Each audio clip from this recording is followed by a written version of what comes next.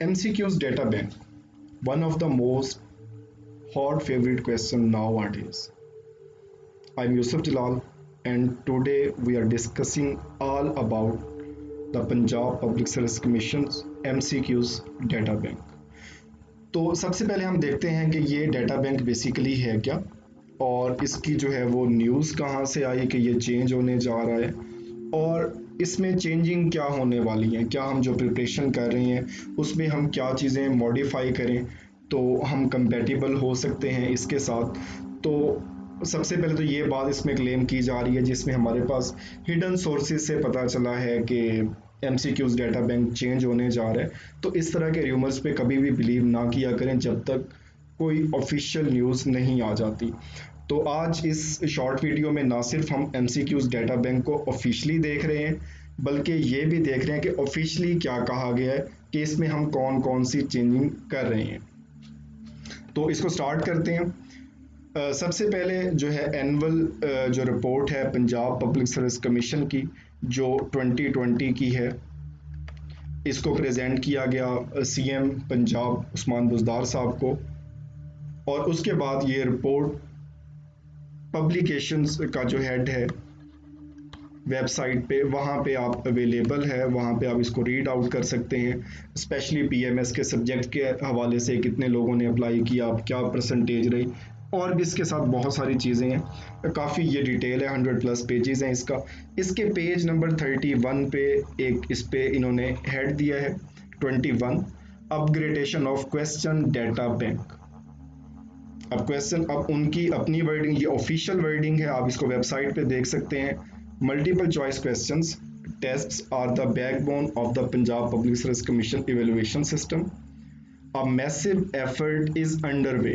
अब यहाँ पे वो खुद क्लैरिफाई कर रहे हैं कि massive effort is underway to upgrade the question data bank vertically and horizontally to make it compatible with the demands of departments and cater for the evolving modern education system।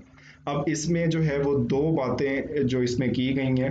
First of all तो upgradation of question data bank, हम इसकी बात करेंगे और दूसरी बात अब इसमें चेंजिंग होने क्या जा रही है जो उन्होंने बात की है कि हम इसको वर्टिकली और हॉरिजेंटली जो है वो अपग्रेड कर रहे हैं। तो बेसिकली हम आज इन्हीं कॉन्सेप्ट को देखते हैं और लास्ट पे हम डिस्कस करेंगे कि बेसिकली इन थ्योरी से क्या हम डिड्यूस करें और अपनी प्रिपरेशन को किस तरह से हम डायरेक्ट कर सकते हैं कि आप इफ़ेक्टिवली परफॉर्म कर सकें एग्ज़ाम में।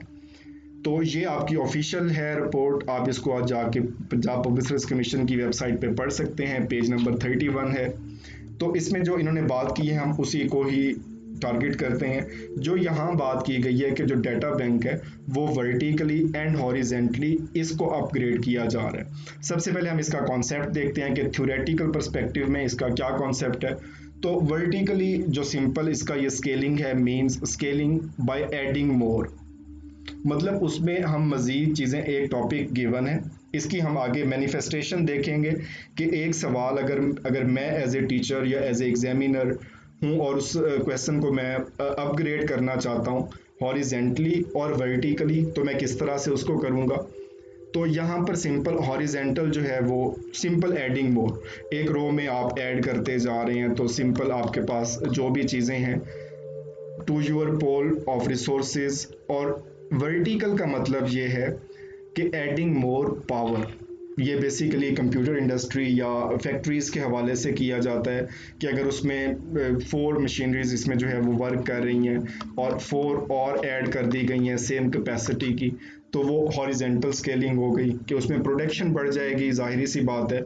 लेकिन जो मौजूद हैं पहले से अगर उनकी पावर बढ़ा दी जाए, मतलब जैसे हॉर्स पावर में हम इसको कैलकुलेट करते हैं तो उसकी पावर, या इसमें आप बात करें कि डिफ़िकल्टी लेवल जो यहाँ पे MCQs के हवाले से होगा, तो हॉरिजेंटली तो सिंपल है, उससे more and more information add कर दी जाए और जब वर्टिकल ऐड करेंगे तो इसमें मोर पावर या डिफ़िकल्टी लेवल बढ़ा दिया जाएगा। तो हम इसमें कुछ इसकी मैनिफेस्टेशन देखते हैं। यहाँ पे एक जो है वो पिक्चर के ज़रिए इसको रिप्रेजेंट किया गया है कि हॉरिजेंटल स्केलिंग किस तरह से हो रही है, कि अगर फॉर एग्जांपल ये हमारे पास पहले से मौजूद है, इसको ऐड कर दिया, ये भी ऐड हो गया, तो ये हमारे पास जो है हॉरिजेंटल स्केलिंग हो रही है और ये चीज़ें ऐड होती जा रही हैं। लेकिन पहले हमारे पास ये मौजूद था, लेकिन वर्टिकली जब हमने स्केलिंग की तो हमने जस्ट उसकी पावर बढ़ा दी, हमने उसकी कैपेसिटी बढ़ा दी, या एग्जाम के पर्सपेक्टिव में बात करें तो उसका डिफ़िकल्टी लेवल हमने इंक्रीज कर दिया। अब एक एमसीक्यूज को लेते हैं, उसको हम वर्टिकली भी और हॉरिजेंटली भी दोनों तरह से उसको अपग्रेड करते हैं, और लास्ट पे हम डिस्कस करेंगे कि हमारी स्ट्रेटेजी क्या होनी चाहिए। यहाँ हमारे पास क्वेश्चन है कि there are dash non permanent members of the security council. अगर एक क्वेश्चन मेरे पास ऑलरेडी मौजूद है, ये क्वेश्चन मेरे डेटा बैंक में मौजूद है कि यहाँ पर नॉन परमानेंट मेंबर जो हैं सिक्योरिटी काउंसिल, इसके कितने मौजूद हैं यहाँ पर, तो आंसर इसमें सिंपल, इसके आंसर की हम बात नहीं कर रहे, हम सिंपल एक बात कर रहे हैं कि ये हमारे पास क्वेश्चन है। अब इसको हम हॉरिजेंटली जो है अपग्रेड कर रहे हैं, तो हम इस क्वेश्चन को इस तरह से कर सकते हैं कि there are dash permanent member of the security council, मतलब पहले हमने बात की नॉन परमानेंट कितने हैं, अब उसमें मज़ीद इंफॉर्मेशन हमने ऐड की इसको हॉरिजेंटली कि इसके परमानेंट मेंबर कितने हैं, तो ये हॉरिजेंटली इसमें अपग्रेड हो गया। और इससे मज़ीद अगर बात करें वर्टिकली, अब ये वर्टिकल की बात कर रहे हैं, इसकी पावर इंक्रीज कर रहे हैं, डिफ़िकल्टी लेवल इंक्रीज कर रहे हैं, which of the following is not the permanent member of security council. अब स्पेसिफिकली इस क्वेश्चन को वो हल करेगा जिसने पढ़ा हुआ है, उसको पता है कि P5 क्या है, वीटो पावर किन कंट्रीज के पास है, तो एक जर्नल एक उसका पर्सपेक्टिव यहाँ पे काम नहीं आएगा, बल्कि पार्टिकुलर रीडिंग जो होगी यहाँ पे वो फिजिबल होगी। तो यहाँ पे अगेन इसमें सिंपल सा इसका मैं रिव्यू दे देता हूँ। एक क्वेश्चन हमारे पास मौजूद है, जस्ट वन क्वेश्चन है, ये एक क्वेश्चन दिया गया है, ये ऑलरेडी मौजूद है, इसको मैंने हॉरिजेंटली इसको जब अपग्रेड किया तो मैंने नॉन परमानेंट से परमानेंट मेंबर ऐड कर दिए, और जब इसको मैंने वर्टिकली अपग्रेड करना चाहा तो मैंने परमानेंट मेंबर से ही क्वेश्चन लिया और मैंने पूछ लिया कि इसमें से कौन सा मेंबर नहीं है। तो ये वही आंसर करेगा जिसने एक अच्छी चीज़ें पढ़ी हुई हैं, जिसने थॉरोली चीज़ों को ग्रैब किया हुआ है। अब नेक्स्ट आते हैं कि हम इस वक्त कौन सी स्ट्रेटेजीज लेके चल रहे हैं। बेसिकली जो मोस्टली जो है हम दो स्ट्रेटजीज में कर रहे हैं। फर्स्ट स्ट्रेटजी हमारे पास थ्योरेटिकल पर्सपेक्टिव है और ये माइनर है, मतलब इसमें जो है तादाद इसकी बहुत कम है। जो लोग इसको लेके चल रहे हैं कि वो थ्योरीज को बहुत इंपॉर्टेंस देते हैं, हर चीज़ को इन डेप्थ पढ़ते हैं। और दूसरी जो मेजर इसमें हो रही है पास पेपर स्ट्रेटेजी, उसको उन्होंने डिफरेंट कंपनीज के पास पेपर की बुक्स ली हुई हैं और पूरी की पूरी बुक्स को वो मेमोराइज कर रहे हैं, उसको आप रट्टा कहें, रट्टा लगाया जा रहा है, जो भी चीज़ें कही जा रही हैं उसमें पास पेपर को वो मैक्सिमम प्रैक्टिस करते हैं। बहुत से इसमें मुझे क्वेश्चन आते हैं, सर हम 3 पेपर रिवाइज कर रहे हैं, 5 पेपर रिवाइज कर रहे हैं। तो एक ये हमारे पास स्ट्रेटेजी है और दूसरी स्ट्रेटेजी ये है। तो नो डाउट अगर इसको भी आप थ्योरेटिकली चल रहे हैं फिर तो आप वेल एंड गुड, बिल्कुल ठीक डायरेक्शन में जा रहे हैं। वो वर्टिकली अपग्रेड करें या हॉरिजेंटली अपग्रेड करें तो आप कंपेटिबल हैं उसके साथ। अब इशू है इसके साथ कि पास पेपर जो लोग 4 कर रहे हैं, 5 कर रहे हैं, तो वो इसमें ये कर सकते हैं, इसमें परेशान होने की बात नहीं है। डाटा डेफिनेटली जो है वो इनलार्ज हो रहा है, उसमें बढ़ाया जा रहा है, कुछ न्यू चीज़ें ऐड नहीं की जा रही कि यूटोपिया कुछ आ जाएगा, ऐसा नहीं होगा। टॉपिक्स वही रहेंगे, उन्हीं टॉपिक्स में से क्वेश्चन होंगे, मे बी उनके स्टीम चेंज किए जाएं, मे बी उनके डिस्ट्रैक्टर चेंज किए जाएं, डिफरेंट इसकी फॉर्म्स हो सकती हैं और मे बी उसमें मज़ीद जो है वो चीज़ें ऐड कर दी जाएं।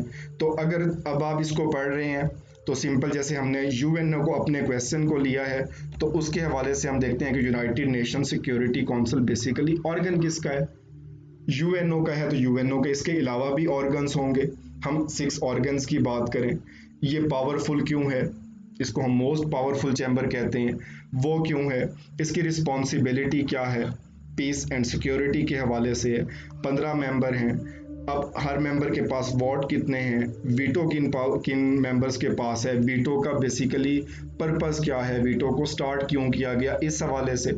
नेक्स्ट, पाकिस्तान ने कितनी बार यहाँ पे सर्व किया है, जाहिर सी बात है पाकिस्तान यूएनओ का मेंबर है तो पाकिस्तान भी यूनाइटेड नेशन सिक्योरिटी काउंसिल में सर्व कर चुका है। इसके साथ लास्ट ईयर इंडिया इलेक्ट हुआ, इंडिया ने 183 वोट्स लिए। ये क्वेश्चन पूछा जा सकता है कि इंडिया 2020 में अगेन री इलेक्ट हुए, इसने वोट कितने लिए? इसमें काफ़ी हैविक क्रिएट हुआ था जब इसने 184 वोट्स लिए, और कश्मीर के हवाले से एट्रोसिटीज़ भी इसकी सामने थी, लेकिन ये इसकी फॉरेन पॉलिसी की विक्ट्री हम कह सकते हैं। फिर हम इसकी टर्म की बात कर सकते हैं, इसकी टर्म कितनी है। तो बहुत सारी चीज़ें, ये जस्ट एक मैनिफेस्टेशन दी है शॉर्ट सी कि किस तरह से डाटा हॉरिजेंटली और वर्टिकली अपग्रेड किया जाएगा।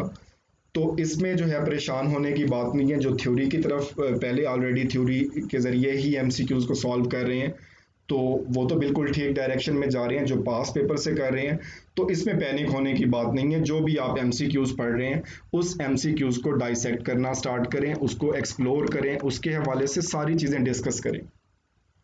और इसमें मज़ीद अगर आपका कोई क्वेश्चन है तो आप कमेंट कर सकते हैं। Thank you, best of luck.